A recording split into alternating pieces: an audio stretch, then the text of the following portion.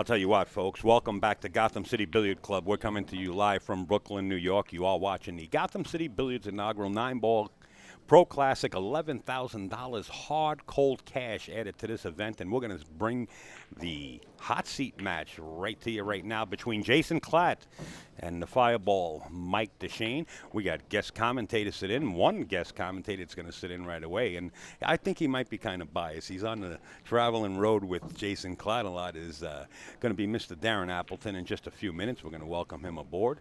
But before we get started, we'd like to thank MolinariGlove.com. You talk about a hot seat match, and you're talking about a hot hand when you wear a glove. Not with this one. This one has a webbing on the inside of the palm to keep your hand cool. Plus, the fingertips are cut off so you can feel the felt and the rail. You can still bridge. Great. Thank you. MolinariGlove.com. Also, we want to thank Aramith Balls. The best equipment you could use right there is Aramith, along with the best cloth in the world, Simonis. And if you want to learn about the doodadding of the rack, and, you know, this is a rack and why are they touching the one ball, you could learn it right there on joetucker.net. If you mention the promo code Upstate Al, you're going to start for $8. Save yourself a lot of aggravation and years of frustration by getting down with joetucker.net for a measly $8. Plus, there's drills that you can learn. And we're going to mention Darren Appleton's DVDs also as we proceed with this tournament, with this match. We also would like to thank Ozone Billiard Supplies. That's ozonebilliards.com for all your necessities. And keep in mind, right around the corner is the U.S. Open. That's taking place October 24th through the 30th. And AccuStats will be heading up the reins for that and bringing you the pay-per-view. That's right. It's called AccuStats.com with the hyphen in the middle. Get your early bird special. Get over there. The hottest tournament, October 24th through the 30th. And then following that, guess what? We're coming right back to Steinway Billiards. And you're talking about 128 strong coming into Astoria, Queens, New York. Steinway Billiards, the home of the Hustlers, the true television reality show. Right now there's 104 to 105 players confirmed in this tournament, coming up from Chesapeake, Virginia, right into Steinway Billiards. And you can go to steinwaybilliards.com and you can purchase the pay-per-view right there. We will be bringing you that pay-per-view right from Steinway. And we got a lot of other people to thank. Just give me a second and we'll get started here. Of course, you can see the logos on the screen. Predator Q's, Gotham City Billiard Club, of course, Simonis. We also want to go right down the line. And if you look to the left and the right side of your monitor, as you're looking at Jason Klatt warm up and Mike Dechaine, you'll notice that there's Predator Q's, the NAPO League, which is the NAPL, playnapl.com, Poison Q's by Predator, Pool.biz, Gotham City Technologies. The IT man to go to is Ron Mason. If you get any kind of problems with any kind of device, whether it be a cell phone to your desktop, don't just throw it away. Check with GothamCityTechnologies.com. He's building websites, hosting websites. He's also hooking up networks across the world. AZBilliards.com, the world's largest pool and billiards website, along with Joey DeVito, the DeVito team. If you're looking to buy a home or rent or just buy a piece of parcel, it's called the DeVitoTeam.com, Delta13.com, PoolOnTheNet.com. Mr. Phil Capella, he's got his books right now on BilliardsPress.com if you'd like to purchase them. I think every professional has Phil's books, 30 and 40 years worth of experience into every aspect of the game. They're available right there at BilliardsPress.com. And, of course, PoolMag.com. Moving right along. DianaHoppy.com for your memorabilia. She has Earl Strickland Road Stories 1 and 2. She has the Road Scholars. She even has Earl Strickland's wisdom teeth with his autograph on them. She's got cue balls. You name it, she's got it. DianaHoppy.com. Thank you, Diana. Mr. Joel Shapiro. And a lot of people don't know Joel, but he does a lot of work for Pool and Billiards behind the scenes. He sponsors players. He actually has funds for tournaments. Joel Shapiro, a.k.a. Master. Ginky gave him that name. And we're going to let these two players warm up, and we're going to welcome the champ himself, Darren Appleton. Hey, Darren, how are you? Very good, Hal. What about you, Pat? I'm doing just great. I know Dad's watching. I was just on social media, and he's sharing it. Hello, so, Dad. There we go. He likes watching his pool. He sure does. I don't think he misses one. I don't think so. Yeah. No, he's all around. He'll be in his armchair at home. Yeah, we're going to drinking his tea. Kevin, we're ready to let these players go. And the owner, Kevin Buckley, is going to go out there and give him the go-ahead. Allison Fisher, anytime you want, you can sit in. We'll have Allison sit in. And we're going to give you a quick glance of Darren's beautiful wife in 2 seconds. She's actually sitting in the green screen. There you can see her with Mr. Robles. Two good-looking people there. Say hello. There they are. Angie Appleton and Mr. Tony Robles. They're a little bit better looking than me. You might as well include me in that, too. It looks like they lagged. Mr. Smooth. Mr. Robles. Mr. Smooth. I thought that was Johnny's nickname. He never look any older. Yeah, that's right. He's got that Dick Clark blood in him, right? But we've got a great match here. Very impressed with both guys this weekend. Probably been the best two players, and that's the reason why they're in the final on the hot seat. Well, you know what, Darren? A lot of people are comparing this, and they're comparing the Steinway Classic to like a U.S. Open atmosphere. Yeah. I think it surpasses that. I think it goes further than that. I like to call it, compare it to a world tournament. I mean, look at the players we had here, just here. And never mind what's coming up to Steinway. I mean, from all over the world. Yeah, great tournament. 64 players. Not many weak players in this tournament. Usually when you have like your pro-am events and you get maybe 40 players, you're like maybe 10 or 15 players you can really pick out to win the tournament. But here there's maybe 25 to 30 players who had a chance to win, like a legitimate chance to win the tournament. So a very, very strong field. Really, really good practice for the US Open. But more important, it's a good title to win. Really good prize money. So the players are not just here to practice and get warmed up for the US Open. They're really hungry to win this, and obviously you've seen that with the level of play. A few guys missed a few pressure balls at important times, so obviously they're all trying really, really hard. And we've got a great matchup here: Jason Klatt and Mike Dechaine, two of the best breakers, I would say, in the game. Both very good at racking the balls. You know, a lot of times it does come down to the break, but when you're playing the alternate break format, you know, it throws a lot of players out of gear. You know, like a Jason Shore, you know, he's used to breaking, win a break, let's keep in that gear. And not only that, with the 9-ball being on the spot, what do you think about that, the 9-ball being on the spot? How do you feel about that right now, being that you played in this tournament? Oh, yeah. I mean, in Europe, we always play 9-ball on the spot for the past, I'd say, 5-6 years. Every tournament we play in Europe is 9-ball on the spot, and I've been arguing the case to bring it into America for a long time, and finally it looks like people are starting to listen and sit up and watch what the rest of the world's doing. No respect to what's happening in America, but with a 1-ball on the spot, it was a bit old school. And what's happened now is that all the players have figured out the break with the 1-ball on the spot. They all know the racking secrets. Even though we switched over to break from the box, they still figured it out, making the wing balls, right? And what's happened compared to the old days? In the old days, the players had just racked the balls and hit them as hard as they can.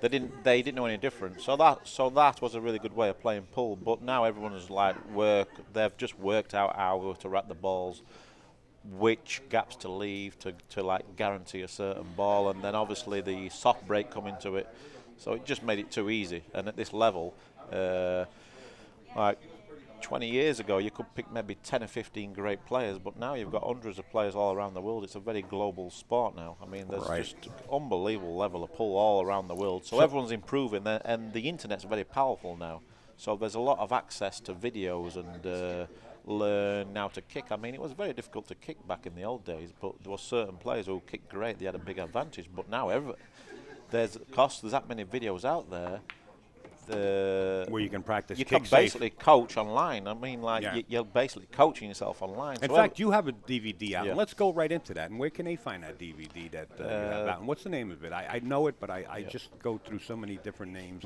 So go ahead. The DVD is called Perfect Practice, and we've got Perfect Practice 2, and you can purchase that on download or DVD, which is on the Action Report, theactionreport.com.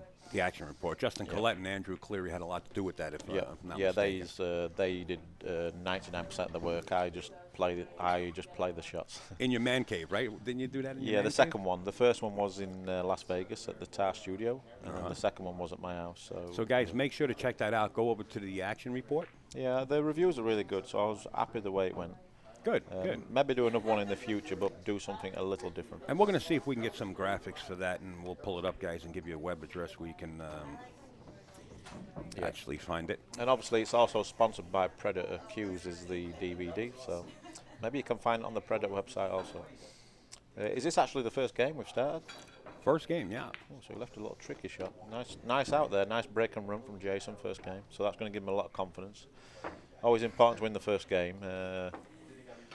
Because pool's a funny game. You never quite know if you're going to get that opportunity early in the match. So it's important to get a good break, nice break and run. Made a couple of nice shots, so that's going to settle him down really good. And Mike's to break. Like you said before, you go back to the alternate break. Some players like it, some players don't like it. But I think how 9-ball it is now, because the level's so high, I think it's the right thing for it to be alternate break. Like tennis, you get your own serve. In golf, you always get your opportunity to drive the ball.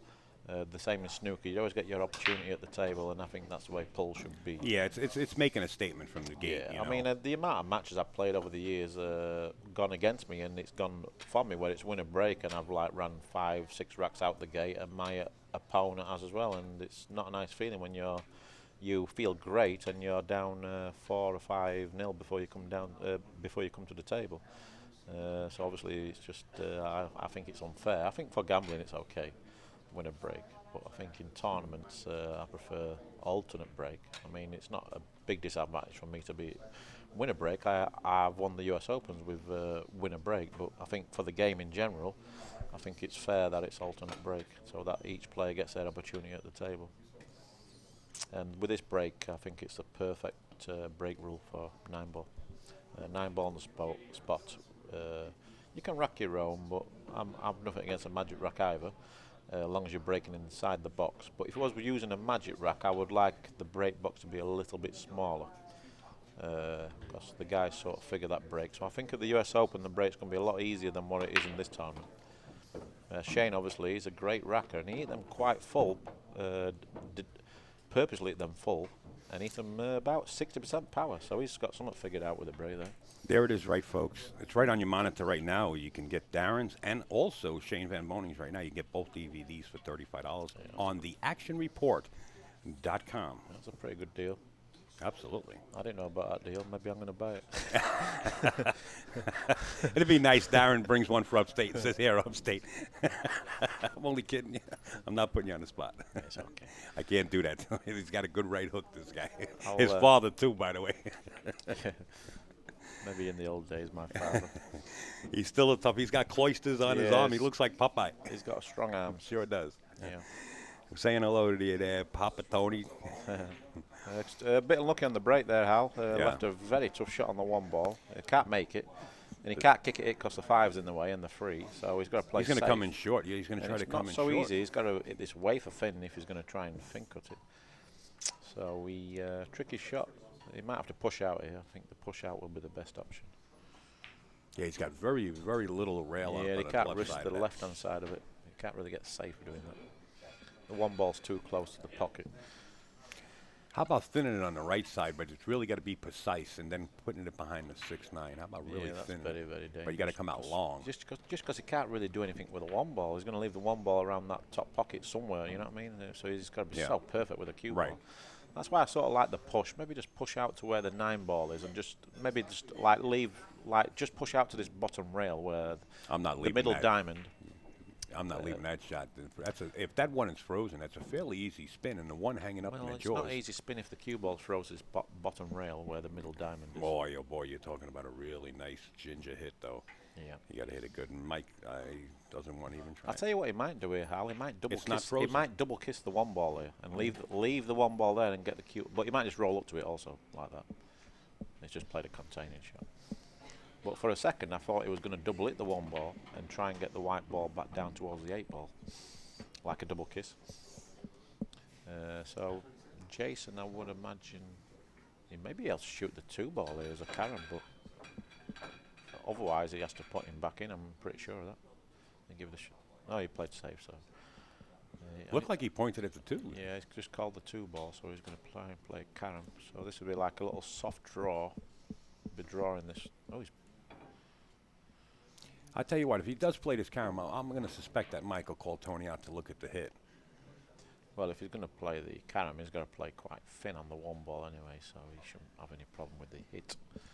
No, but just in case it double hits, you know, instead of having some kind of discrepancy between two folks that know each other, you know. Doesn't look too easy, this shot. Well, you just sort of try to make it off the 5. Nice. I'll tell you what. Well, there he was trying to play the cue ball onto rail to hit the 5 and then make the 2. So that was very, very, very ambitious. I'd say his half got away with this shot. Mike's going to play safe here, just because it's a bit thin to play the bank, the 1 onto the 2. So he's probably going to put the 1 ball somewhere near the 6 and 9, and the cue ball be at more or less where it is now would be great. If he can get the cue ball back to where it is right now, he'd be happy with that. But also, if the benefit we're leaving the 1 ball quite close to the 6 and 9 is that if you don't get the snooker, he'll probably not leave a shot on the 1 ball into this bottom left-hand pocket because the 8 ball's blocking that pocket. But he might go thin and go this way and try and get the cue ball behind the. Oh, he's gone for the bank. Nice He shot. went full out for the shot. Yeah, sometimes everyone's got a different style. I'll probably gone for the safety there. Ooh, Speed of the cue ball wasn't so good, but it's still a makeable 1 ball. But I'm thinking he might be angled here, Hal. Oh, he might be hooked. I think he might just be okay, but he could be. It's a lot thinner than what it looks on the monitor, though. Yeah, this sure ball's does. a lot thinner than what it looks on the monitor. Yeah. And then obviously it's hard to control the cue ball because he's going down table, the natural angle. Might be able just to bump the 3 though. Maybe, No? maybe it's difficult to tell from here. He might play. He might. We'll see. He's a very attacking player, so it's completely different styles between the 2 players here. Yeah, it was very thin and missed it completely. It was that thin. And That was that thin of a shot. and the only reason why I don't like the shot is because he couldn't guarantee shape on the 3. Well, if he would have hit the 3, Well, if he hits the 3, yeah, but I It's mean gonna that's- send it flying But you're anyway. sort of like Yeah, yeah. guessing a little bit, really. Even if you hit the 3, you've got no clue where it's going. Well, I think he had a good safety there. So, well, everyone's got a different style. Mike's a very, very aggressive player. well, that And, aggressiveness could get you in trouble No, too. without a doubt. But obviously, when you're playing well and you're pulling them shots off, then great. It puts your opponent Yeah, under it is even more nice when pressure. it is nice when it's but, working. but we do need them aggressive players in the game. If we all played the same, it'd be boring. So. You're right. But Jason, very solid, very steady player. Checks his angles. Doesn't play quick. But he plays a lot quicker than what he used to do. He used to play really slow. Let me tell you something, and it's probably not myself that noticed it. It's probably a lot of other people. But Jason's been, you and Jason have been on the road and doing a lot of tournaments together. And I noticed since he's been hanging out with you that his game actually stepped up. I didn't think that there was room where he can actually step up until he started hanging out with you. Yeah. So I'm sure that you guys really had some nice, practices at your house Yeah. or other pool rooms. And I'm sure that Jason recognizes it also. Yeah. Yeah, me and Jason probably best friends in America, let's say. Also with Cowboys, I'm really good friends with him. And Jason Shaw. But with Jason, it's more like he's always been a good player, but he's never had that champion material as yet, let's say. He's played a lot on the road. He's had a lot of good tournaments, a lot of good finishes, but just was missing something mentally to go to that next level. I mean, there's a lot of but very, he did go very to that next level. but there's a lot of very, very, very good players out there. But to get to a Shane Van Bonin or Dennis or Cullo Or yourself. or them guys is just that little jump to the next level, and it's very hard if you haven't quite got it mentally. So that's the thing I would say I've improved Jason the most is on the mental side, installing the belief in his game, just giving a lot of advice on the mental side. But obviously he's probably learned off me as well by watching me and how I operate at the table in them big situations, let's say. So that's what I'd probably help Jason the most is on the mental side. Big part of the game is the mental side of it. But on the other coin, I mean, he has to take all that himself and do it himself. So I don't really take much credit. He's probably just learned from being around me, I'd say. Well, he's been a good player, like you said. Yeah, but he's I always had the noticed ability, that since you guys have been palling together, I noticed his game picked up. The big thing I like you noticed- said, he's picked up his speed a little more. He's got a better tempo with the game. Yeah, that's the big thing I told him is that when I first played him and met him years ago, he was way, way too slow. Especially at the time he was like maybe 23 years old. He was playing way too slow. And that happens to a lot of players. I noticed a few players that I don't like to call it slow. I call it deliberate. Yeah. Like Jeremy Sosa used to be real deliberate, and he's picked up his game, and his game improved. Yeah. So that's a good point, But then again, sometimes to change the tempo of somebody's rhythm, they could throw them off for a little while until they get back in stroke again, you know, Yeah. because now you're into a different gear. But I noticed with a lot of players, when they do pick up that tempo, that they do play better. They go up a half a ball. I mean, so Yeah, the thing with Jason is that sometimes it was deliberate, which I didn't like, and then the other times is that when he was struggling, he really, really got slow. walk Which around the a table lot of 4 or players 5 usually times. play a little bit slow when they're not on top of their game. They like to double check everything, just go back to basics really. So you automatically take a bit more time on each shot. But obviously, if you're playing your best, you see the game a lot quicker. He's okay. You see the game a lot quicker, and I'm looking at the cue ball and I'm pointing at the monitor like yeah. the ball's going to go in the hole, and the ball's halfway coming down the table. And Daz says, "That's okay. He's all right." Yeah, just because I saw the path of the cue ball, I've played that sort of shot a million times, so I sort of know whether it's going to scratch or not. Yeah, so Jason's really picked up his speed on the table, which I really told him. I says, look, if you want to be a great player, you can't keep grinding out these results like these 2 3-hour matches in a race to 9 and then go and play again and do it again and then play again and do it again. I says, a lot of you're energy. just killing loads of energy. You're going to Sure. get tired, but there's no rhythm. There's no feel. Where if you get a nice rhythm, a nice speed, I mean, like you don't have to play like Jason Shaw or like a Mellin or a Drago or something like that. I says, just play at your speed, but make it purpose, like have some purpose to your speed Right, around the reserve table. that energy. Yeah. So now he's a lot better. Like obviously he's checking it. Like these situations, you have to take more time because it's an important shot. Like safeties and stuff like that, you do take more time. I noticed in major tournaments such as this that when it does come down to this time in the tournament, especially when you're playing in, the third, fourth place, fifth place, sixth place, that a lot of players, including yourself, Yeah. I noticed that you guys take a little more time at it. And it's very important to do that because you're talking about big money rounds. You're talking about every time you step up, you're stepping into a different money bracket as far as prize funds. So I noticed a lot of players do that. And it requires it. Yep. But does that play with your mental aspect of the game when you're used to playing one tempo? Well, what happens with a lot of players is that when they get to this stage, let's say the players who haven't really quite achieved a lot, is that they go a little bit too slow because they're thinking about the situation too much. They're thinking about the prize a little bit too much. Maybe they're thinking about the money too much. Where it's important to have the same sort of rhythm, but maybe just put a little bit more effort in towards just little things. Really, you just take a bit more care because when you get to this stage of the tournament, you're playing great players. So you don't want to give anything easy, and obviously you want to try and build up your game, and then obviously. But I mean, it's important to have the same mentality. But I think when you get to this stage, you're a bit more intense, and then you're more zoned in, I would say, because obviously you're very close to winning the tournament. So Right. you start to smell blood, and then Starts to smell blood. yeah, I mean. You never really think about winning a tournament until you get to the last 4 or 5 players or last 8 players, and then you start thinking, oh, I have a chance to win this tournament. Because there's so many tournaments now and so many great players. You never go to a tournament expecting to win because if you do that, you're not going to. You're like going to come down to a big fall. You just want to play the tables. Yeah, you just want to play your best pool, and then once you get to the later stages, then you start thinking, oh, it could be my day today. Looks like he's just going to have to roll up here and put the 4 on the opposite side of the 8 and just leave the cue ball down here. Or maybe he could stop the rock right there. I'm not sure. Yeah, he could stop it and just try and kiss the 4 into the 7 and 6. That's one option, which would open the 6 and 7 up. Or he could roll it forward and come off the bottom rail with the cue ball to get behind the 8 and 9. But I like this shot. He did try to it. break him, Yeah. but he didn't quite do it. But still got a good cue ball, which is important. And he got a good 4 ball. Like when you're playing safe like that, I think it's more important to leave the ball away from the rails. Where if you leave this 4 ball near the top rail or near the side rail, it's a very easy kick for a player like Mike Dechaine because it's a big ball because he knows the angle's inside out. But when the ball's in the middle of the table, like it's not a guaranteed hit, and then that's why he's playing the jump shot. And we'll see the result. Some players like jumping this type of shot. He nearly made it. It was a pretty good effort. But Jason, because he played a good safety, he's giving himself a chance here. Not easy, but got a 5 chance. goes by the 8 ball on this camera angle right here. Yeah, but he's got an angle on the 4 ball, so he can't get on it for that pocket.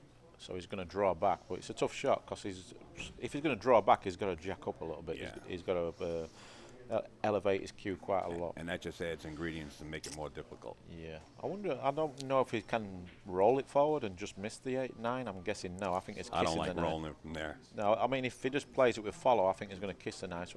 So if he puts a solid stroke on it, he might kiss the 9, and he still might get a shot on the 5. But it's not easy. Whatever he decides to do is going to be tough. Just because of where the cue ball is. If the cue ball was like, let's say, on the string line, then it'd be a pretty simple shot. But like you see, he's elevated up, so this is a really good test for him. And that will give you a lot of confidence out, making shots like that and getting great shape. Now he's got to deal. He's got the 5 ball. The 6 ball is what he's going to have to deal with there. He's either go on top of the 6 ball, play safe, and keep the cue married up to the 7, or he's going to have to elect to try to just get. I don't know. What do you think, Darren? Yeah, I don't think he has the natural angle on the 5 to break him open. So I like your shot where you just draw up to the middle of the table and then you play the 6 and then leave the cue ball behind the 7. Right, but not too close to the pocket. You don't want to leave anything too close to the pocket. It's sort of like just try and leave it just behind the 8 and 9 and be perfect. Right. If you can get the 6 behind the 8 and 9 and the cue ball tight behind the 7, then he's virtually got the game locked up. He's a smart player, is Jason. Absolutely. He's like you said, good, solid all-around player. Like you said, the cream rises to the top, and anybody that's in it right now got there for a reason, and that's the shot he elected to play. I like it. Yeah, I'm pleased with Jason because the last 6 months he hasn't been doing that well. His game just dropped a little bit, lost a bit of confidence, which is very easy to do at pool. When you lose your confidence, it's a very tough game. I mean, like you're all watching on your monitors and your screens, it looks easy, but when your confidence is low, when you're playing these players week in, week out, it's difficult to get results, and that's what's happened with Jason. Because last year he did really well. He had a really good season, really good year last year. But this year is not so good. But recently he started showing really good form, and I've noticed this week since he got to my house, he's been playing really well in practice. He played great against me yesterday. We had a great match. He beat me 10-9. That one of the best matches I've ever been involved in. You just killed all his action. Yeah, so it's good to see him playing good again. And yeah, it is. This is a big match for him because Mike on paper would be the favourite, but Jason can definitely beat him. Mike Dechaine called the 9 ball just in case because it's a call shot, call safety. Yeah, and that 9 went right in. Great and that's shot. the only thing I don't like leaving the next ball in rotation around the money ball whatsoever.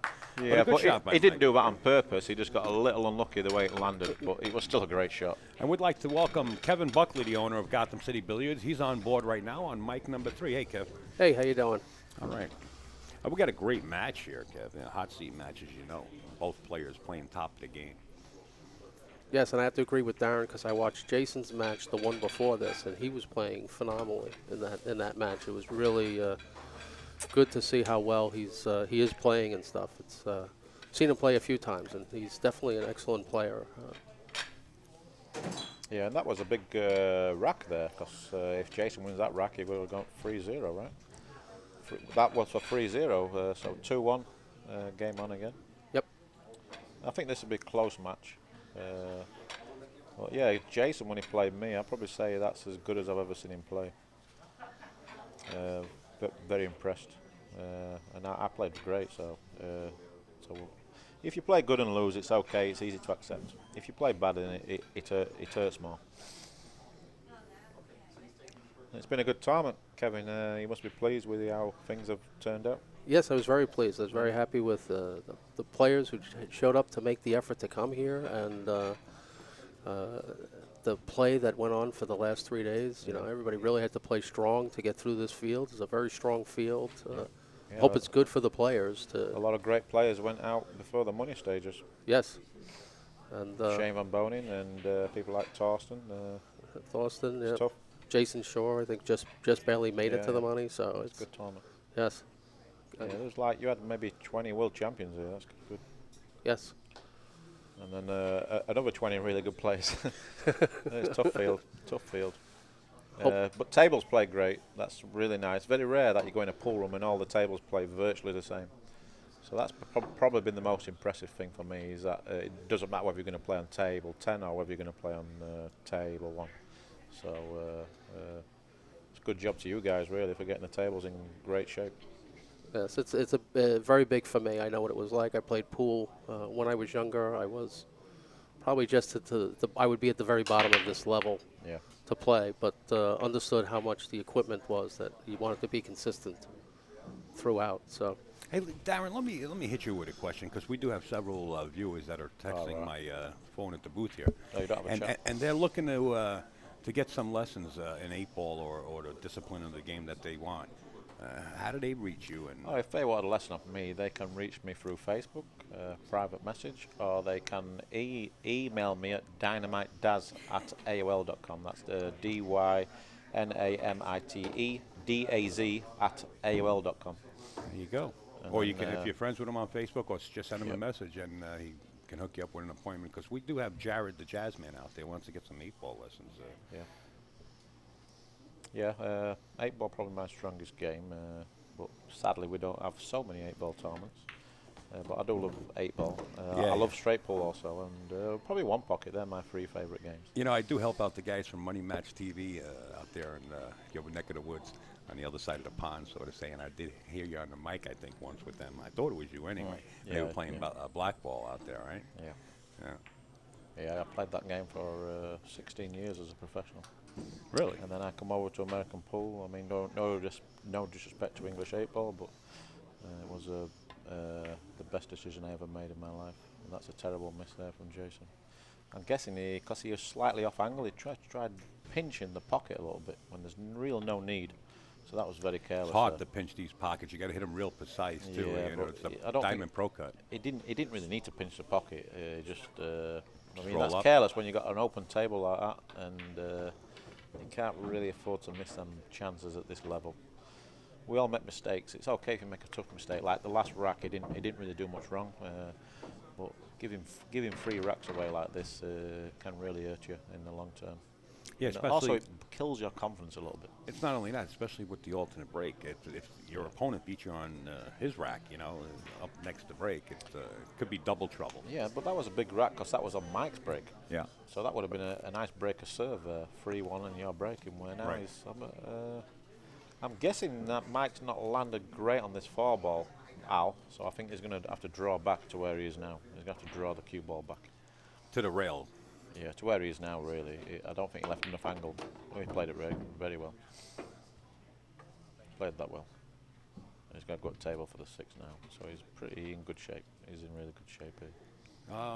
What's going on with the Mosconi Cup there, pal? Are you going to let somebody else win that thing this see. year? I mean, you know, you guys are brutal, man.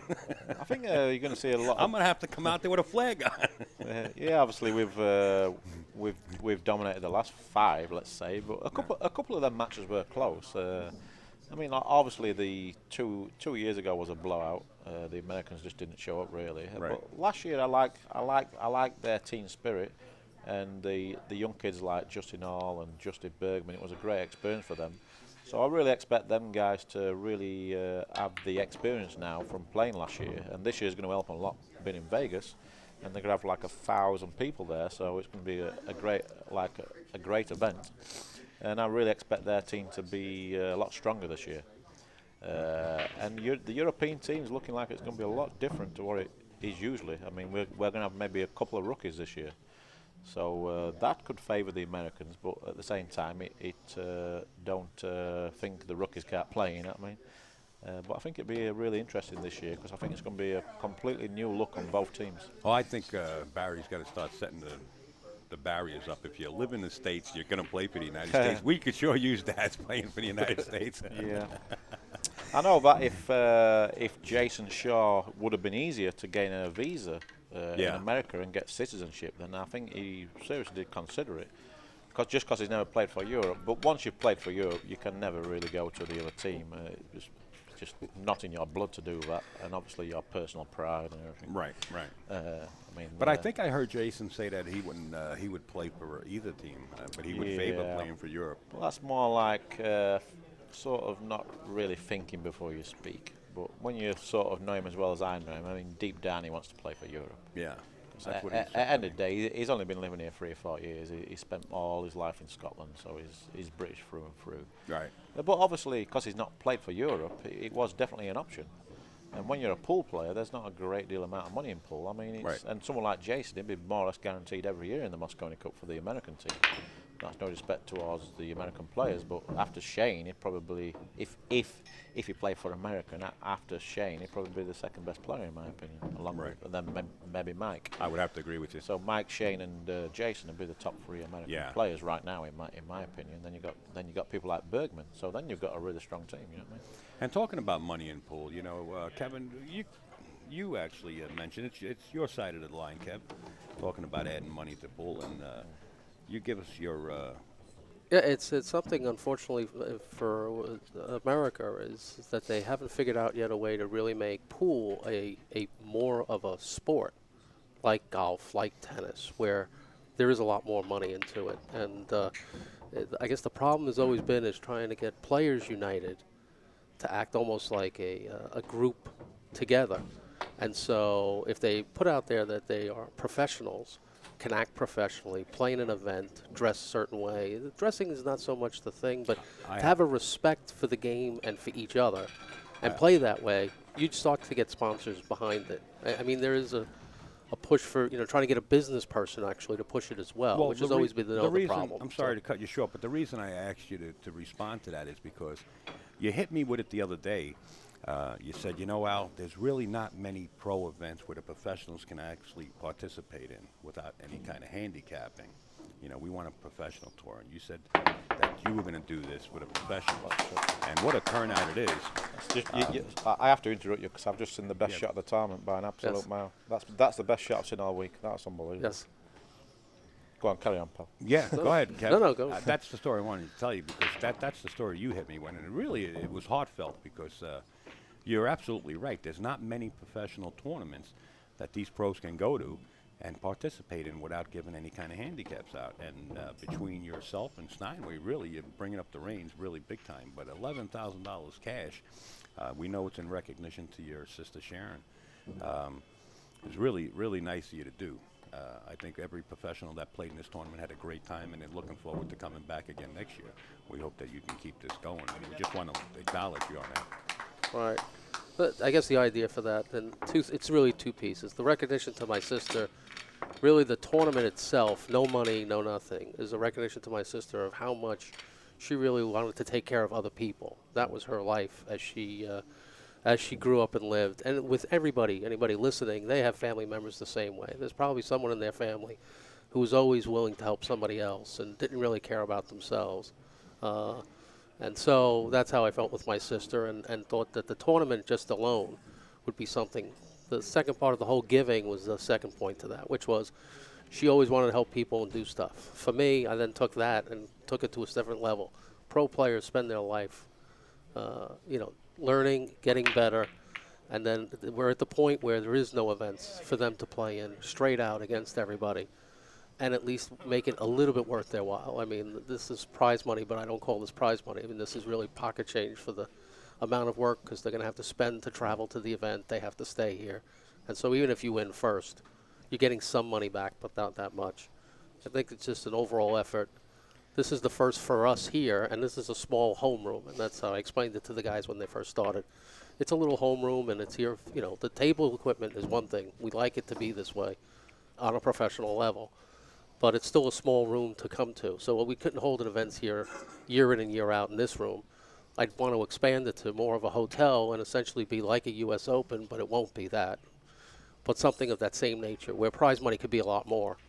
And definitely it's an effort, but you can get more money put together with sponsors and stuff if you make it an event that people will see. And then it will expand. It then gets to TV, and it's an event every year that people will go to. Let's just keep TV out of it, all right? Keep Upstate Al. We want to keep Upstate Al on the road a little bit, will you? We tried that ESPN thing already, and that didn't work out too much. True. The ESPN thing didn't work out. But again, if you really want to sell the pool as a business and you're sort of bringing it back, you will need to make it to an event where sort of expand on the players who come and you talk to them. It's a combination. You're 100% right. 110% right. Yeah, I think pool, it just starts at the top, really. I mean, it needs to be organised at the top. I mean, the way it is now, it's just a complete mess. And that's no respect to the people who are the presidents and organisers at the World Pool Association, but we need the right people to market the game and get it as a business and get more into the amateur game. trying working with the amateur leagues and stuff like that. And that's where we're sort of flawed at the moment, is that everything's just all over the place, you know what I mean? Right. Everybody wants a piece of the pie, and it's a shame because the game's such a global sport, and the market's big out there. It's a pool's popular sport worldwide. It's just not popular on TV or to the general public. But wherever you go, you see a pool table. Yes. Around, well, around the world. that's where the internet comes in strong. Yep. Because there's countries out there that can't get certain television stations and they can't tune into pool, but the internet, the World Wide Web, now makes it available where you can sit in your kitchen as you're cooking and watch whatever you want right on the internet. I mean, if you participate at any sports in your life, I can guarantee that every person in the world's had a game of pool. Every person's been fishing. You know what I mean? Like, it's easy access to get to go and play pool, or if you want to go fishing. I mean, but it just amazes me that there's just the lack of exposure in the game, and nobody really wants to come forward and try and build it to be a big sport. Like, well, obviously, it's going to be difficult to ever compete with sports like tennis and golf. I mean, they've just got it right, and it's an outdoor sport. Everything else. But pool should be up there with snooker, in my opinion, and pool's even more global than snooker. But there's a lot of money in snooker because it's run perfect. You know what I mean? It's run by the right people. It's represented the right way. They've got the right marketing people, and it's just doing it right. They're all working under the same roof. That's the problem with pool, is that nobody's working under the same roof. No, and that part of that problem, I guess, is it can be global, Yeah. and I guess the thing is that no one wants to spend the time. So you could start as low as each little city will try to do their own thing, and that should then build to getting bigger by country, and then countries getting do the same thing to make it global. It's easy to say that, but hard to organize.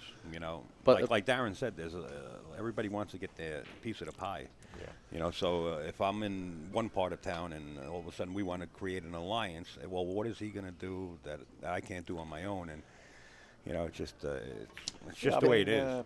The problem with the game is that there's a lot of good people in it, like yourself. You're like putting this event on for the pros, really, and we really appreciate it. But then on the other hand, there's guys who just want to get the pros there, like, just to make money for themselves. But I can see that your objective here is that you're doing it for the love of the game, and you're doing it for your locals, and obviously you're doing it for the players.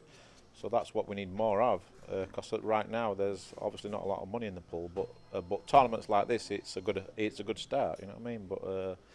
But the sad thing is that you have like a world championship field, but globally nobody's really going to know about it. Only like really in America, inside the pool world, where obviously with a championship field like this, you should have people queuing up outside.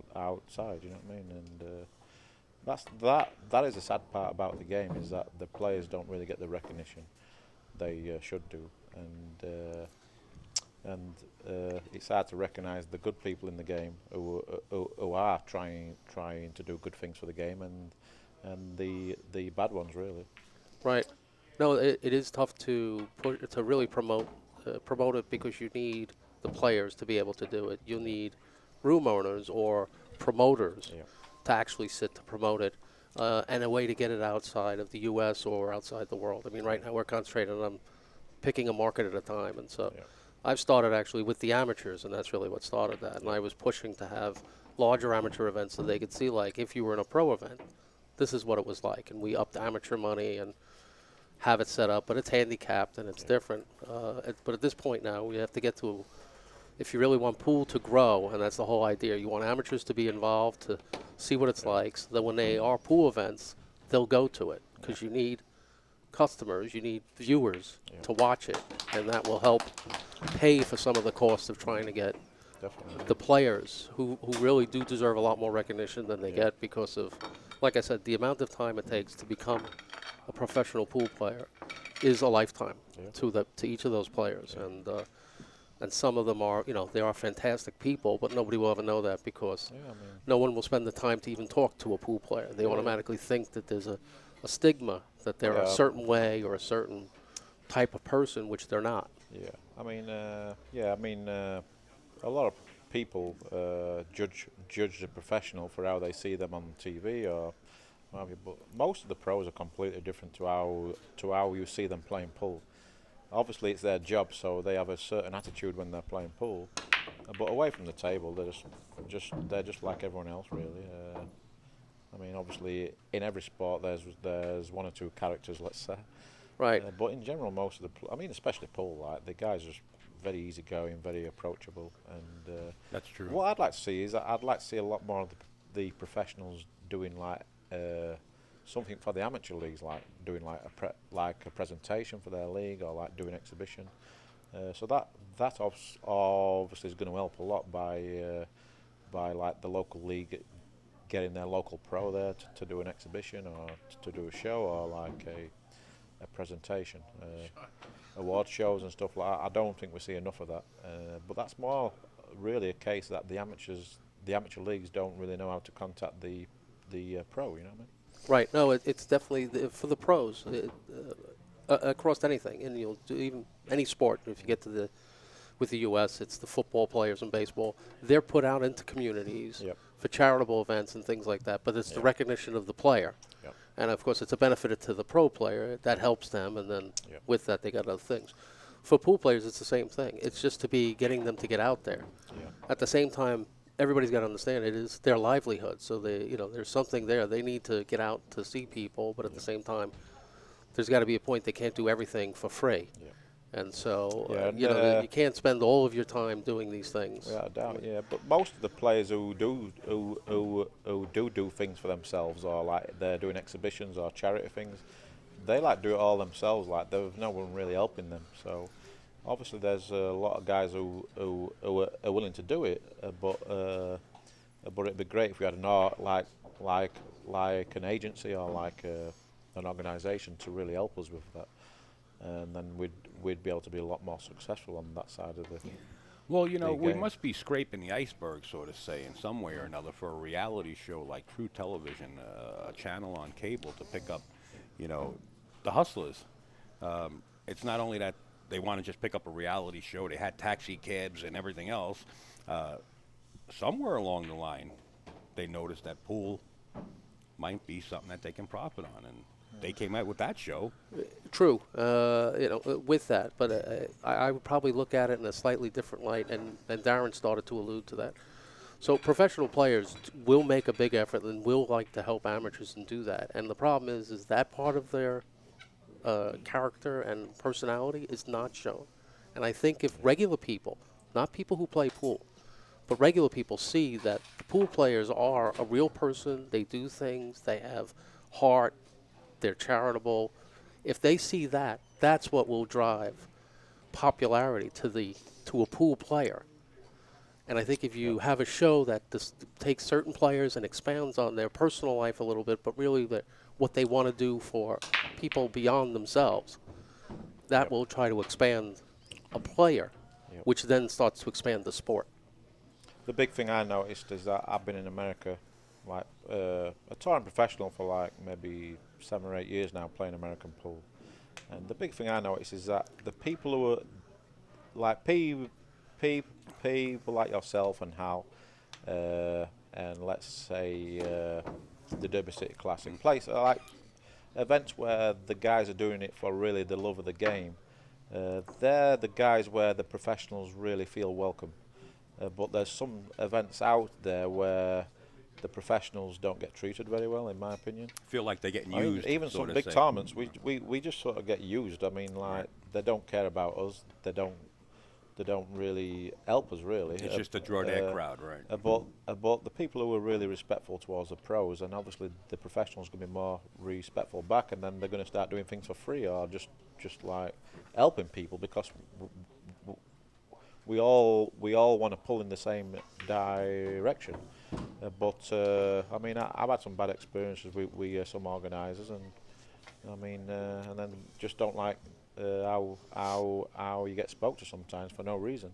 But obviously there's a lot of people out there who are just doing it for the money, and they don't care about the players. But if you're doing it for the love of the game and you're trying to make money as well, that's great. But at least, but without the players, you don't have like a product. So right, exactly right. It's true. The problem with some of those people who really are out there for the money is unfortunately they're so short-sighted that they'll take what I'll call a small amount of money and with that mistreat players who they shouldn't do that to, and don't realize that if they probably spent 10% of the effort, they could make a lot more money it's amazing. if they really could promote it slightly different and do it. We all want to make money, right? So there's no point lying and saying, look, I'm not making anything or blah, blah, blah, when the players know they are making money. You know what I mean? That's what I don't like. I want these people to make money, but just like be right to everyone else, you know what I mean? Like if you're respectful towards the players, then obviously it increases your chances, you know what I mean?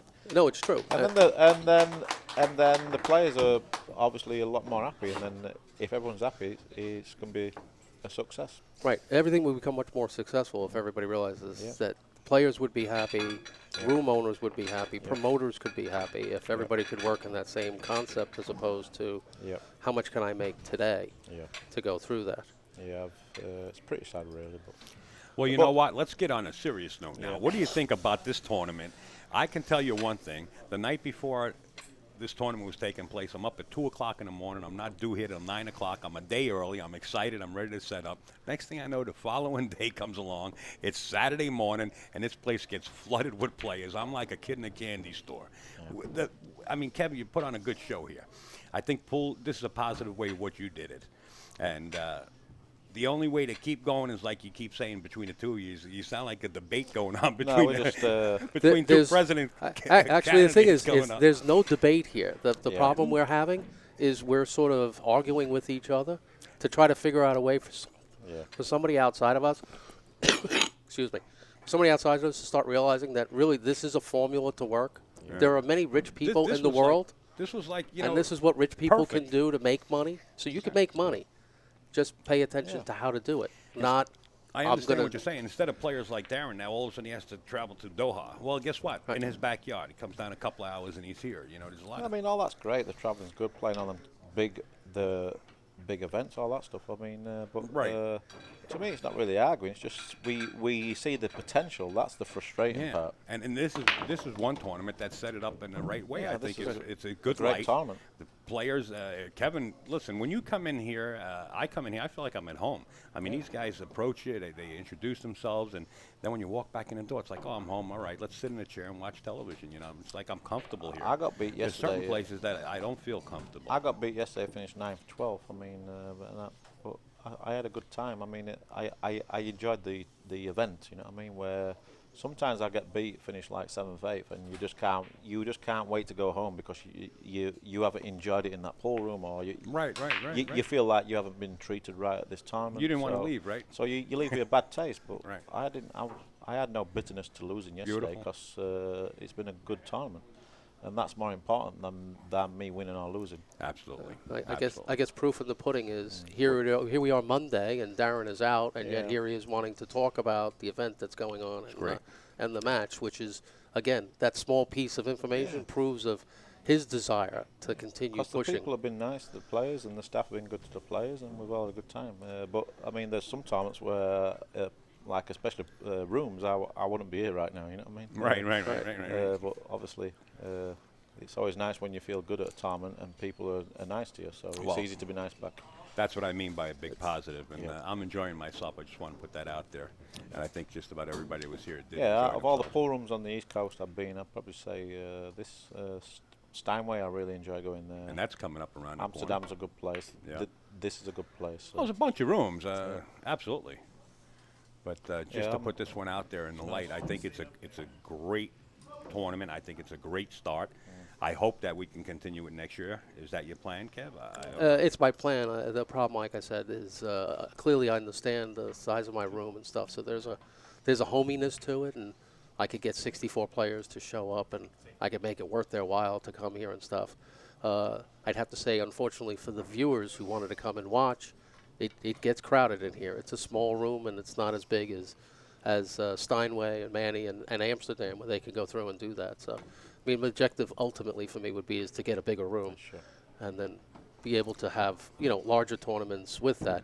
But Putting that all aside, putting you, that you all wanna, aside, you we're want to do it. I'll continue to do the That's events and stuff, and then with that, we've the Steinway and I are room owners, and we also understand the same thing. We want players to show up, and we want to make it worth as best for them to be able to come and try to do it. So we're going to try to package stuff so that we'll both have events. So when they make the trip, you're not paying for double the thing. We'll do events against each other, one on one weekend, one on another. Right. You're right, there right. for the week, Yeah, essentially. Organized. And organize it to make it cheaper for players. So again, you could attract more players. People will want to come and play. You'll have 2 great events to go to, and it'd be worth your while to have it. So it's I call Sort it of like baby a step. roadmap. Yeah, baby step. It's All a right. baby It's step like to trying to the- get things organized, and then new- maybe we could get to a better promotion or have our own little pool. New York Operator League, and get other rooms on the East Coast to join and do the same thing. Right. Yeah, I was going to say like maybe do like a tour in like New York swing. I mean, but maybe you could do a tour where you have like three or 4 pool rooms and you're all working together. Correct. That's like another option. Then you could have like rankings or something. East Coast. I mean, Yeah, it's an East good. Coast ranking to sit there and go through it, and Yeah, the New York swing. It's good. yeah. Especially when you got, I mean, like now is a pretty good time for a pool player because there's a lot of reason for them to come here because they've got this tournament next week. There's a straight pool event in Richmond, and then you've got another tournament in Carolina, and then you've got the US Open, and after that the Steinway Classic, and all the tournaments are paying like pretty good. So Right, and that, so it's a big carrot for like the guys to travel over from abroad to come earlier, you know. right, to come here and do it, and also even to provide other games. So the straight pool is there. You see the 9-ball. There could be 10-ball. I would even go to myself having an 8-ball tournament because there are other games that people will play, or a 1-pocket. Yeah. And it's the same thing. You're still trying to draw players to play. Yeah. That's the whole objective. Is the more professional players you can get to play in whatever game they prefer, the more you keep pushing to expand pool, because that's really what it is required to really make it grow. Well, the thing I like best here is that obviously we played 9-ball with the same, more or less the same rules as the US Open, so that's been really good. Because like when you're practicing for a big tournament, you sort of want to be sticking to the same discipline. Where with pool now, there's that many different disciplines. It's difficult to really prepare properly for tournaments. Right, now the idea but is this has been a really good preparation. I mean, obviously we want to win this one also, but obviously the big one, that's no respect to anyone, but both the biggest tournament in America is the US Open, and obviously it's one of, in my opinion, one of the top 3 or 4 titles in the world to win. right, and with that was one of the reasons why I wanted it to be essentially a warm-up to that event. So it will get better players to show up here to be a warm-up, and at the same time, they can get some money out of it. They're already tripping to the United States. And there's the production crew going to bring the U.S. Open to you folks that can't make it to Chesapeake, Virginia. AccuStats, AccuStats.com. That's ACCU with the hyphen, STATS.com. Yeah, and next year obviously you have the tournament again, and people have had a good time. You probably even get more international stars coming to the tournament, even though you've got a great field anyway. But next year you might have people like Ko Pinyi and all them guys wanting to play your tournament. So Right. it's good. And that would be good. Efren Reyes, all them guys that probably want to come. Good- It's really good to play in a field like this and get like, I mean, very tough tournament to win. It's like winning, probably tougher than winning Turner Stone. Yeah, no, that would be the whole idea of that, and then to build on the exposure. So we'll have to promote Upstate Al to be more of a I'm not TV producer, You're and we'll have to doing stead him more going. than what you necessarily have to do. But I just want to put it out there. November 7th and 8th, we have the NYC 8-ball championships run by Mr. Tony Robles. Jason Shaw won it last year, and Sean Morgan, Alaska, came in second. Let me tell you something. That thing's growing. There's a lot of players in there. And, they go by different skill levels and everything, but it was a great show, and it was, a great tournament, and we put on the show. And we're going to be back there at Steinway November 7th and 8th also to bring that free live stream. Yeah, it definitely seems like New York's the place to be right now for a pool player. It's like the most things are happening here around this area. It's really like sort of coming good around this area. Where like places like Florida, what used to be great, it's sort of like nothing happening there anymore. So Yeah, no, that's New dropped York's a a little good bit. place to be right now. If you want to come to America and play pool, I'd advise any international player to come to this part of the world. And we want to also just say we hope Waleed is starting to feel better. We understand that he dropped out of the U.S. Open. He's going to go Yeah, home. I mean, last week he had some chest pains because he's actually a really heavy smoker. Yeah, he quit. I thought I smoke a lot, but he smokes like 3 packets a day, Yeah. and he drinks a lot of coffee, right? So what happened is that he was on his way to my house to come and practice, and he was getting a lot bad chest pains. So he had to stop off at the doctor's on the way, and they said, look, you basically need to stop smoking and Relax. cut down on the coffee and all that. Right. And but he just quit straight away. So obviously it's not going to, your body's not going to agree with it. So he just hasn't been feeling good. Yeah. I told him, I said, maybe you should have kept smoking till after the US Open. You know, some But people, just cut down. Just you know cut what the I mean? coffee down a little. we don't bit. promote That's all. smoking, So but there are some yeah. people that are 105 years Yeah. old that are still smoking. I mean, but his health's more important Right, than right. playing pool. But All kidding aside, Waleed, if you're listening, Yeah. we hope you feeling a lot better. Yeah. We wish you safe travels. yeah, that's a Yes. shame. Because obviously he spent a lot of money to come here. Sure. He's paid all his stuff. Right. But I'm guessing he'll be okay with the hotel, his entry, he'll get that back. But Yeah. it's still sad when you're already here and you want to play, but you don't feel good. Yeah. So but he'll be back. Very improved player the last 12 months. But going back to this match Yes. here, I mean, Jason set off great. He was winning 2-0, but even though we've been speaking, I've been still looking at the screen, and Right. I mean, Jason's give away about 4 or 5 games in this match. I mean, he set off great, but just sort of fell apart. Al, since Yeah. Well, you know since what? The winning. tide in the ocean changes every once in Yeah. a while, you know, and maybe this is the turning point right here. Well, yeah. Well, now he's sort of no pressure now because he's so far behind. So I wasn't paying attention to who broke this rack. yeah, he's made a lot of mistakes since from 2-0 to be 7-2. He's made a lot of mistakes, and even Mike's made some mistakes. So it's not like he's won 7 games in a row and played great. Right. And there you go. There, he's just played a terrible shot there. He overcut the 6 ball, and that's why he's lost the cue ball. So this match is basically done. But the good thing for Jason is that he's got another match to get back to the final. So and even though he's 7-2 down and the match is not over, he's probably thinking about that right now because. Such a hard comeback though when it's alternate break. Well, it's very hard when you're really struggling, Yeah. and even your opponent's not playing great. That hurts even more because he's thinking, if I just played well in this match, I could have been up 7-2 myself. Where obviously they're both capable of playing great, but Mike's played solid and he's 7-2 up, but Jason's had a lot of chances, so that's going to be really disappointing. But sometimes you play really well and you're 7-2 down, but that's pull.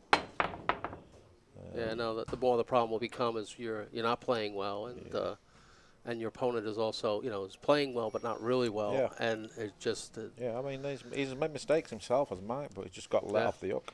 But He's been given like about 3 or 4 games, so this yeah, match he's could been be, given a This match could be maybe 5-4, 6-3 to Jason Klatt easy, but that's pull. If you don't take your chances, you'll get punished.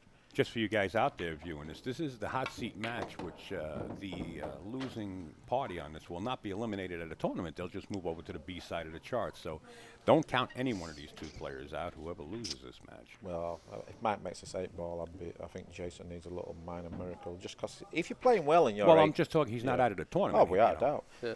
And the next match, he'll probably play great because it's a different game, it's a different style of player. You've sort of analyse what you've done wrong in this match, and then you try and put it right for the next match. So sometimes you can play bad, but the next match you play great. I know because I've done it myself. You've And been there and done it. it's a very frustrating game, this pull. But the good thing is that Jason's still in the tournament. So if you're going to lose, this is the best time to lose in a pull tournament because you've only got because you're basically getting 2 bites at the cherry to get to the final. Right, to get to the final on this. And folks, just once again, right on your screen right there, you can get both DVDs for $35. You're talking about training and getting lessons right on your DVDs from Darren Appleton sitting in the booth right now. And, of course, we all know Shane Van Boning. He's some kid from South Dakota. And a great champion Yeah, he's right going there. to be my partner next month in the King's Cup. So I'm looking forward to that in the West versus East. All you have to do is go over to theactionreport.com and you can purchase both.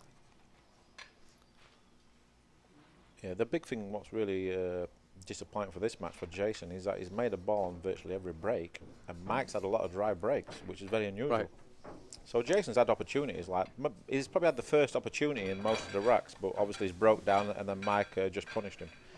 But even when Mike made a mistake, Jason didn't punish him, so that's a difference, really. Yeah, that's been the difference in that match. Or Mike has been able to get himself out of it. Yeah, but even though Mike is winning 8-2 and he's probably going to win this match, he knows he's going to have to play better in the final because you always expect your opponent to play great. So so when you go into finals, you know you've got to play your best game. Like, don't miss any silly balls. Make sure your safety is good, and sort of analyze yourself, and then just really focus on the job, really. Where Jason here, obvious't he's a little bit down on himself, but the good thing is that he's not too down that he's thinking he's not out the tournament. So Right, that's the mental part of it. if this was a losers bracket match, he'd be really annoyed with himself. But you got to hang in there and just grind it out. Yep. It's the best you can do. We all seen it. 9-0, and the opponent that has 0 comes back and wins the set. That's a good thing with pool, is that every game's a different game. I've played a lot of events where I've struggled a little bit, and my opponent has just won his match 9-0, and he's played perfect. He run 7 racks, and they're all going round to me saying, "Oh, your opponent for the next game has just run 7 racks." I says, "I'm glad he's run 7 racks, because the chances of him doing it again are very slim." And then that's what usually happens. It never happens twice. It's like at golf. If you shoot 62 at golf, the chances of doing it again the next day, it very rarely happens. Like getting struck by lightning. Yeah, you're not going to play that way consistently, because if you were, then you'd clearly be above everybody else, and there'd be no issue. You can do it, but every game's a different break and a different feeling. Yeah, everything's different. Plus, the player you play can play differently and not necessarily leave you the open or not miss the shot that you had on the first player before you. Yeah. It's happened a lot. I'm glad he ran 7 racks. I'm serious, it's happened a lot, and I'm thinking I'm glad he got them 7 racks out of the way.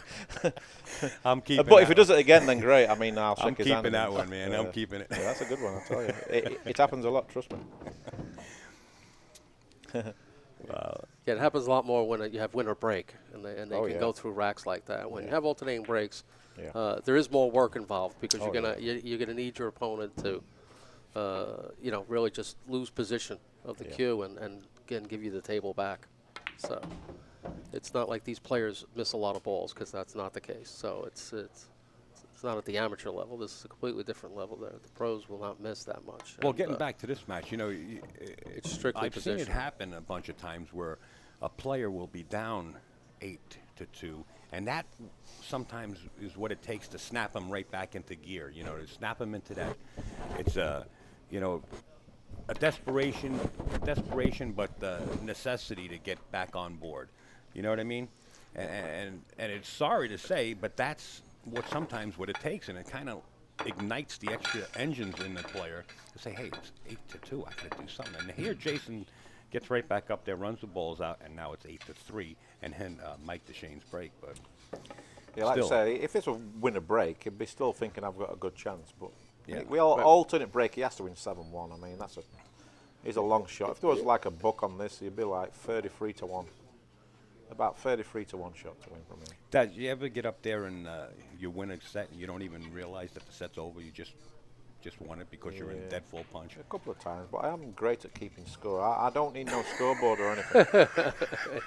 it's in his head. I'll probably say I'm the best in the world at keeping score. You mean you don't ask your Even if I play opponent what the score is? I don't need to ask anybody. And I've been tricked. I've been tried to get tricked a few times. I says, look, it won't work with me. I know the score. I can play a race 21. I don't need a score. No, what I tried to say was it's just that everything's just going right. You're in full punch. I've done that before. Yeah. But I'm definitely a scoreboard watcher. Even when I play my matches, if there's a lot of you matches, just want to throw that out there just in case. I just like looking at scores. You know what I mean? I like looking at numbers.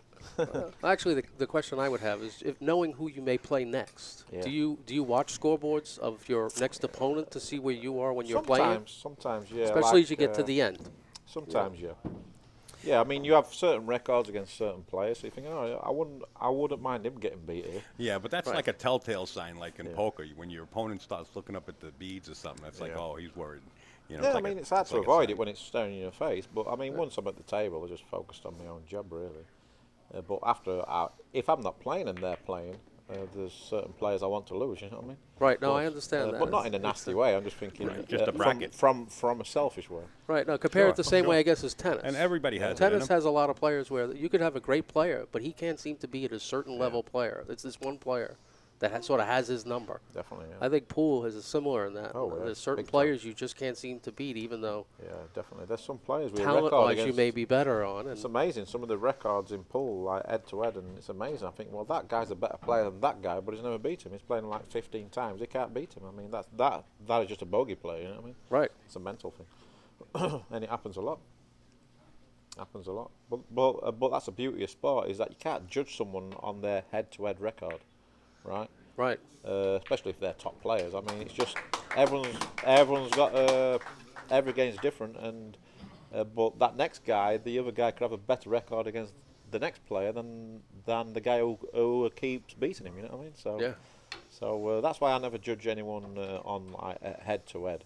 So, for example, if Dennis played Shane a race to 100 and Shane won it, to me it doesn't prove anything. It just proves he played great for that 2 or 3 days. Right. I mean, to me, to prove you're a better player, you need to play Consistent. You need to play consistently for like 2 weeks solid and play every game. under And the sun. achievements, you know. Right. And but getting the both guys together playing their best. You know what I mean? For example, where you have a lot of spells during the year where you're not on top of your game. You know what I mean? So Right. you might go into a money match knowing you haven't had a really good season. You haven't been playing well like the last couple of weeks, where like the other guys is on top of his game.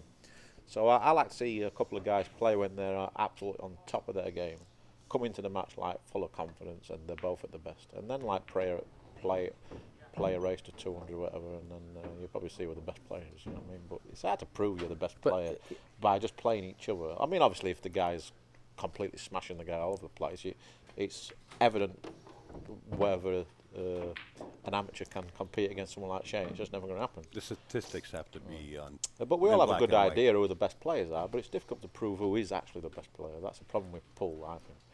Where like tennis and golf, you sort of know who the best players are. I mean, because they play each other week in, week out. There's a good system in place. The rankings are in place. Where pool, there's no real like. I mean, I know there's a world ranking, but it's a little bit false. You know what I mean? It's tough because of the fact that they don't go from tournament to tournament week after week, and the same group follows. Because really in tennis, most will play week in and week out, or they'll take off. But it's not like the field that they're left in is a weak field, and so you win in a weak field, Well, I'll tell you what. or you win in a strong field. 2 years ago, I'm sorry to cut you short, but I believe it was 2 years ago when Torsten Holman just went on a tear. He was knocking everything down out of the sky, and that was an achievement. That was. Well, the problem at with that Torsten- time, he was like number one. I mean, in my Yeah, it was eyes. 2 years ago. He 2 years, got right. to world number one. But Yeah. the problem with Torsten is that he'll sort of go missing for 6 months, right? Yeah, he He'll does. not do anything for 6 months. Scuba dive. First round, second round, third round, just doing nothing, and then he'll just show up and win a huge title like a world championship, a world straight pull, the Philippine Open, China Open. I mean, he's won all these tournaments, but it's like a big gap between each one. It's sort of like doesn't do anything for 2 or 3 months, and then he just shows up and wins. It's amazing, really, that he can do that. And he's actually openly spoke about it, that he'd like to be a lot more consistent. Out of all the top players, he's probably the least consistent, but one of my favourite players because he plays the game so good. His pattern play is as good as anybody in the world, and his 2 biggest assets for someone like Torsten is that his pattern play is awesome, and he's got the best temperament in the game by an absolute mile. His temperament's amazing. Yeah, no, that So definitely that is is 2 big assets. Yes, no, And his it- temperament is and he's unbelievable for that. and he's a great sportsman. You never see him complain, never shark, nothing. Just takes the defeats on the chin, doesn't say a word.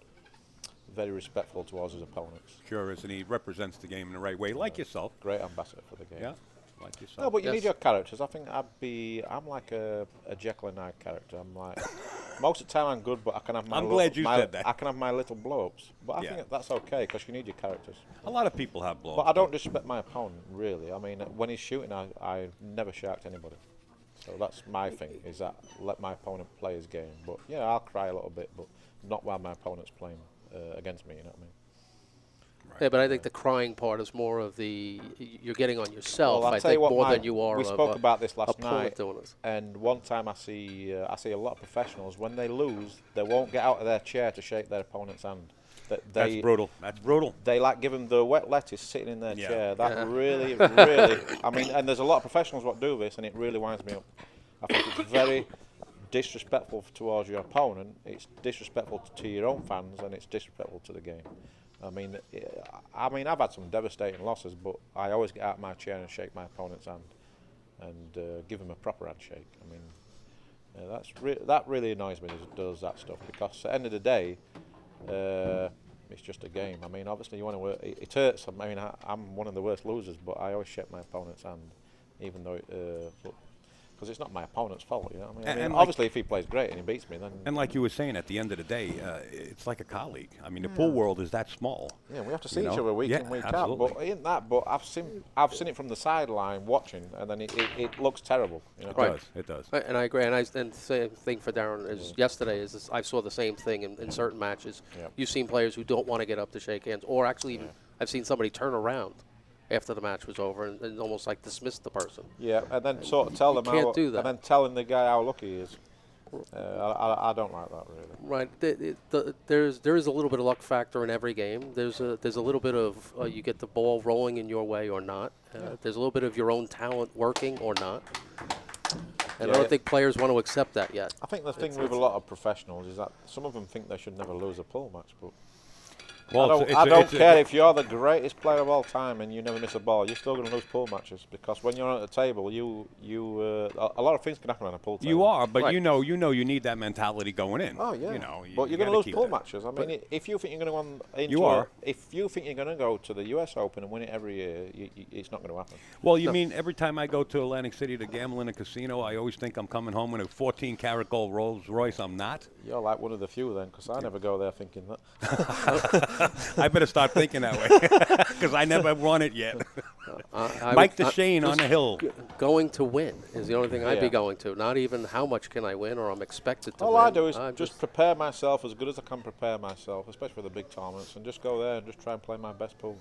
And I Right. know if I do that, I have a good chance to win. And getting back to the luck factor, you know, when you become a professional like these guys, the luck factor kind of diminishes. It's more of a precise and perfect play. Once in a while, you will get a lucky roll. I have to agree, but Oh, yeah. that luck starts to leave once you start. To Yeah, no, perfect your- not to say that the luck doesn't leave, but I guarantee you if you talk to any professional, you'll find that there was always one little roll where they probably shouldn't have made the shot and it ended up going in. Or Absolutely. the position made it as opposed to just Right. being I'm just saying it's hung less. up. It It's becomes less, yeah. but it's still there. Oh, Yeah, it is still I there. can guarantee you, 9 times out of 10, when you win a competition, there's always that one match where you got lucky. Yeah. Like, Right. It's like hill, and you got a big roll, or your opponent got a really bad roll. Or, your opponent And got a bad roll. It doesn't necessarily mean you get a good roll. Whoever doesn't admit to that are lying. Because I've seen Right. it with everyone. Shane, Mika, Yeah. Dennis, myself, everyone. Yeah. But you've got to be honest with yourself, is that a lot of these guys, they don't think they're getting a look. But they get a lot of luck, don't they? But Yes. they get bad rolls as well. Yeah, no, it plays into it. I used to be the same. When I was younger, I used to think I was the unluckiest guy in the world at pool. But now I'm thinking, oh, maybe I'm one of the luckiest. But obviously, when you're getting bad luck, you just got to think, well, you got to take the rough with the smooth. You are one Right. of the luckiest. I mean, I am very you got a lucky, yeah. beautiful boss. I admit I'm very lucky. You got a beautiful boss right behind you. But 5-10 years ago, I wouldn't agree with you. But now, on and off the table, I agree that I've been very lucky in my career, and I've been lucky off the table. Yes, sir. But big congratulations to Mike. He's Yeah, played, he's- Yes. played really solid, and he's definitely the guy to beat in this tournament. I'm very impressed with him the last, let's say, 6 months. His attitude's got better, and his game's really shot up. And Yes. Well, there you have it, folks. Mike Dechaine defeats Jason Klatt. Jason is not out of the tournament. He's still in it. We're probably going to see the likes of Jason because every match from here on in is going to be played right on the stream table, not off site. We want to thank Darren Appleton. Yeah, it was very enjoyable. Thanks for having me. And of maybe course, we'll do the final if Jason gets there. Yeah, now that's bias.